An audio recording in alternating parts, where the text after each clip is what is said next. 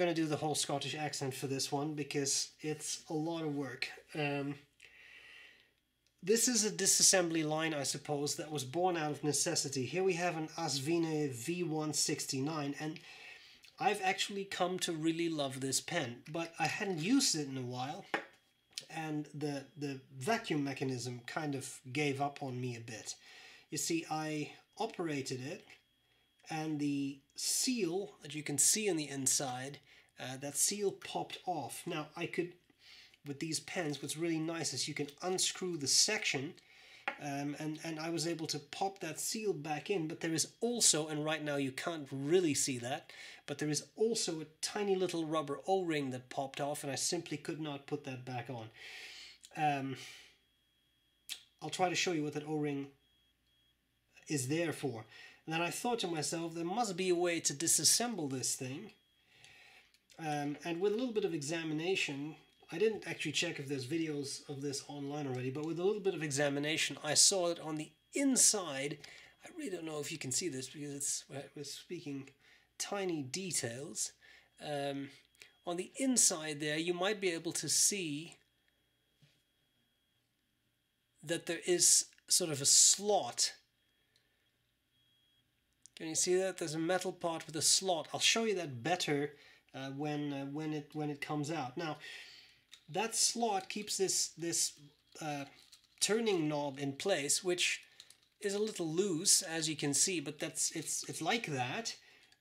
You can take that knob off, and then you can take two little metal pieces out, and then you can push the whole piston out, and then it's very easy to replace any rubber parts. And I thought that maybe you find yourself in a situation where you have to do this, and you might want to know how you would actually do this. Now, this is probably a really easy job if you have a tool that fits right into those two slots down there, sort of like the fangs of a cobra. You put that in, you disassemble the whole thing. I didn't have such a tool, so I improvised in my MacGyver way, and these are the tools I used. I would love to tell you can do this without tools, but I don't think you can. My trusty Leatherman Surge, but I also used a Leatherman Free P2, which has a very fine needle nose, so I use that.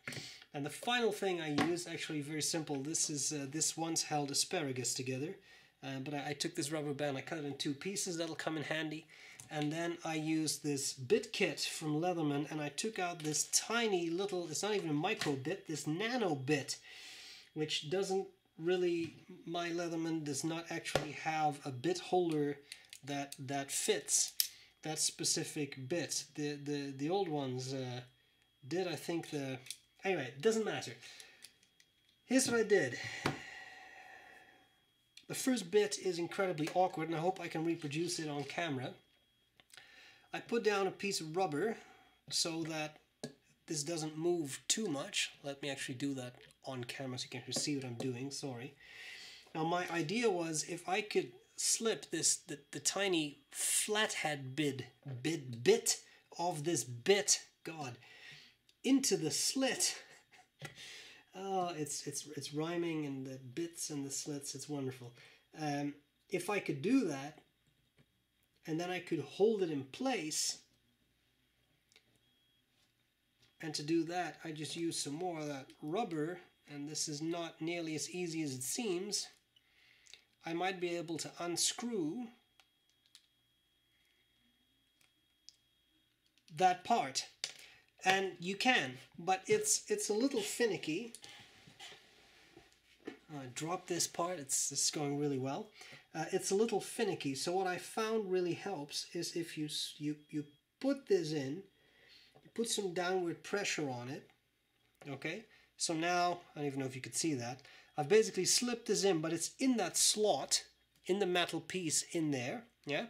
So here we have that slot, I'm just slipping this in there. If I can, easier from that side. Now I keep some downward pressure on it, and I take my surge, and I'm going to try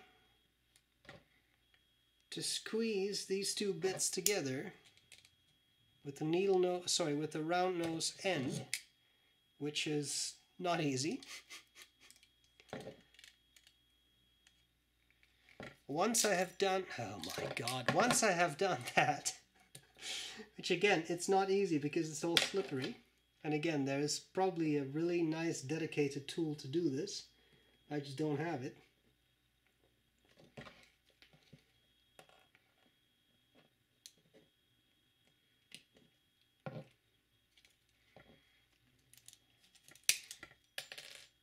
Okay. I had it. It fell out.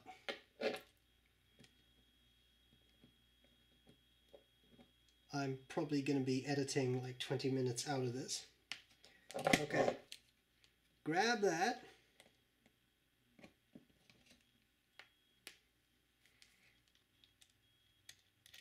And I can unscrew that part. That's all that needed doing, okay? So by holding those two together into the slot, this slot, which you now may be able to see better, right? Because in that slot, squeezing that together allows you to unscrew this, it's not really a blind cap, the turning knob. Okay, now, there are two parts here. There is this, the threaded bit. I'm also just destroying the plastic threads in there, by the way, but that's okay because I'm having fun. And then there is a little nut right there. So we have these threads, and then we have this nut. Now these threads move, they need to come off, and there is this tiny little nut, which I'm holding with my free P2, nice fine needle nose pliers. I'm going to take a piece of rubber, gives me just a little bit of a better grip. I'm unscrewing this piece. Now that comes out, you don't want to lose that. And then we have these threads. This part has a name, and someone will tell me what a thing like this is called because I have no idea. You see, this is an incredibly professional approach to begin with, right? Okay, now this piece pushes out. That's actually really painful. I should have just used the metal of this, but that's okay. And now, with a bit of a push, there's a rubber O-ring in there, so be careful. With a bit of a push, the whole piston comes out. Now at this point, this seal, so this popped off. Remember, this flares out, and the widest bit goes towards the nib end, okay? And then here you have another O-ring, right? A little O-ring, and that's the piece that popped off from me. Now that part is there so that when this is in here, it blocks off ink flow into the section, right? You can see this more or less stays in there. Obviously the weight of the metal pulls that down, but it's a pretty tight seal. So this I could replace. I put it back on, and I just slid that back on. This would be a great time to apply some silicone grease to this piece. Right, yeah, okay. Once you are done with that, this goes back in here. Be a little careful because there's a rubber O-ring deep down there, which you don't necessarily want to dislodge. And then there is this piece here. Now I just push that back in, and now there is a little bit of a thread. I should zoom out a little bit because I have the feeling I'm off camera half the time. There's a little bit in there, threads in there, which I can hold on to, pull in, right, and there we go. Now, I actually want to put in some silicone grease, and I'm going to do that now. So I grab my silicone grease, I put some on my finger. You really don't need that much, because I did feel this was starting to slide a little roughly. May as well put a little bit on there as well. It's not going to touch the nib or anything.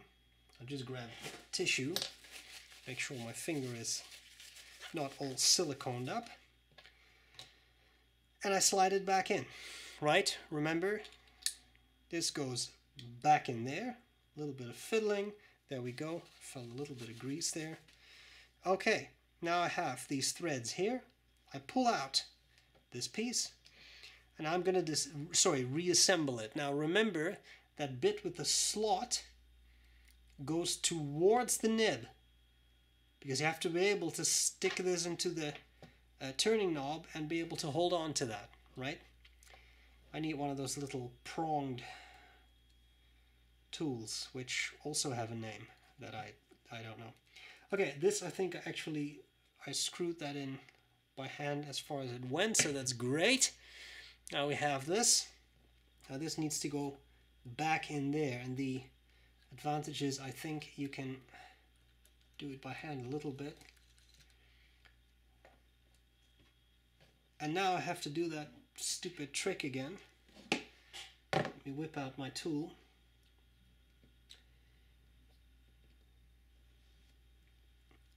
I slide that small bit in again, carefully clamp down, and now I can screw this back in place until it's fairly tight. I let go of both. I take this section, could also put some silicone grease on there while you're at it. Screw this back into place. Let's see, yeah, nice seal, nicely lubricated, works well. And now sit back and have yourself some haggis.